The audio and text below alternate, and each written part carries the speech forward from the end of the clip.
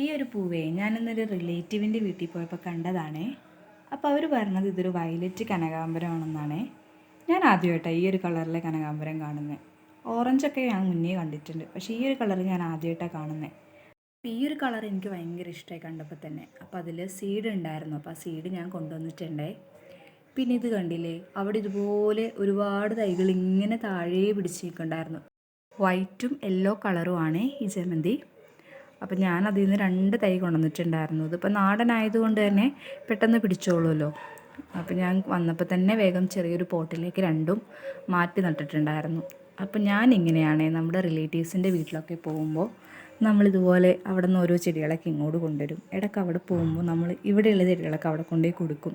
അപ്പോൾ അങ്ങനെ എവിടെയെങ്കിലും ഒരു സ്ഥലത്ത് അത് നഷ്ടപ്പെട്ടു പോയാൽ നമുക്ക് വീണ്ടും അവിടെ പോയി തിരിച്ച് കൊണ്ടുവരാനായിട്ട് സാധിക്കും.